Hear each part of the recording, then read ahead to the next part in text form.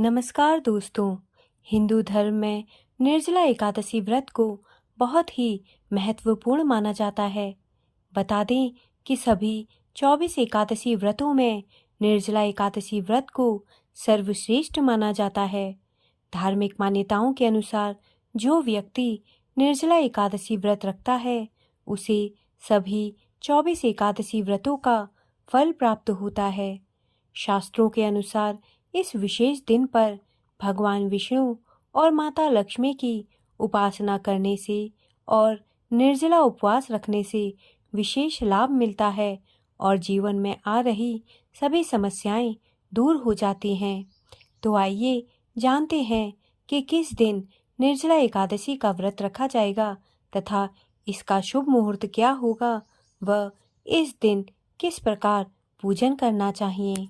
दोस्तों, पंचांग के अनुसार इस साल ज्येष्ठ माह के शुक्ल पक्ष की एकादशी तिथि 23 मई दिन मंगलवार को दोपहर 1:07 से शुरू होगी और इस तिथि का समापन 31 मई दिन बुधवार को दोपहर 1:45 पर होगा। उदया तिथि के आधार पर निर्जला एकादशी का व्रत 31 मई को रखा जाएगा। 31 मई को निर्जला एकादशी व्रत के पूजा का शुभ मुहूर्त सुबह 5:24 से सुबह 8:51 तक है।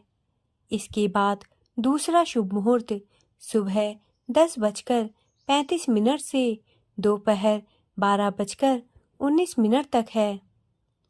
दोस्तों, निर्जला एकादशी के दिन सर्वार्थ सिद्धि योग और रवि योग भी बन रहा है। 31 मई को सुबह 5:24 से सर्वार्थ सिद्धि योग बन रहा है जो सुबह 6 बजे तक है। वहीं रवि योग भी सुबह 5:24 से सुबह 6 बजे तक ही है। दोस्तों, जो लोग 31 मई को निर्जला एकादशी का व्रत रखेंगे वे अगले दिन 1 जून दिन गुरुवार को व्रत का पारण करेंगे। 1 जून को निर्जला एकादशी व्रत पारण का समय सुबह 5:24 से सुबह 8:10 तक है। इस समय अवधि में पारण करके व्रत को पूरा कर लेना चाहिए। इस दिन द्वादशी तिथि दोपहर 1:39 पर खत्म होगी। निर्जला एकादशी व्रत की पूजन विधि इस प्रकार है। निर्जला एकादशी व्रत के दिन सुबह जल्दी उठकर स्नान आदि से निवृत्त होने के बाद साफ स्वच्छ वस्त्र धारण करें।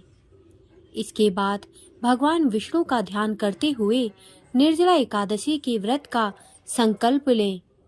फिर घर के मंदिर के सामने आसन बिछाकर बैठ जाएं तथा एक चौकी लें और उस चौकी को गंगाजल से शुद्ध करें। फिर उस पर पीले रंग का कपड़ा बिछाएं। कपड़ा स्वच्छ होना चाहिए। इसके बाद भगवान विष्णु की तस्वीर या मूर्ति चौकी पर स्थापित करें। फिर भगवान विष्णु को स्नान कराएं और उन्हें नए वस्त्र धारण कराएं। फिर भगवान विष्णु को पीले रंग के फूल और माला चढ़ाएं। इसके बाद भगवान विष्णु को चंदन लगाएं। इसके बाद भगवान विष्णु के समक्ष धूप दीप जलाएं तथा भगवान विष्णु को भोग अर्पित करें। भोग में तुलसी दल अवश्य अर्पित करना चाहिए। तुलसी दल के बिना भगवान विष्णु का भोग अधूरा माना जाता है। इसके बाद भगवान विष्णु के मंत्र, चालीसा, स्तुति, स्तोत्र आदि का जाप करें। इसके बाद निर्जला एकादशी की व्रत कथा पढ़ें अथवा सुनें। इसके बाद भगवान विष्णु की आरती उतारें तथा अंत में श्री हरि विष्णु से किसी प्रकार की गलती के लिए क्षमा प्रार्थना करें। पूरे दिन व्रत रखने के बाद शाम को पुनः भगवान विष्णु की पूजा करें और रात में भजन कीर्तन करते हुए जमीन पर विश्राम करें। फिर अगले दिन सुबह उठकर स्नान आदि करने के बाद साफ स्वच्छ वस्त्र पहने। इसके बाद ब्राह्मणों को आमंत्रित करके उन्हें भोजन कराएं और उन्हें अपने श्रद्धा अनुसार भेंट दें। इसके बाद अपने व्रत का पारण करें तथा सभी को प्रसाद खिलाएं और फिर खुद भी भोजन करें। दोस्तों, निर्जला एकादशी व्रत के समय बहुत तेज गर्मी पड़ती है। लोगों को जल की अधिक जरूरत पड़ती है। ऐसे में निर्जला एकादशी व्रत में शीतलता प्रदान करने वाली चीजों का दान करना चाहिए।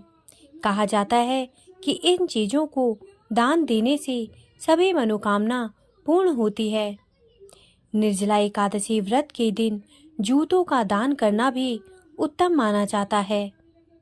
इस दिन गरीब जरूरतमंद ब्राह्मणों को अन्न दान, छाता दान, बिस्तर दान, वस्त्र दान करने से विशेष फल की प्राप्ति होती है।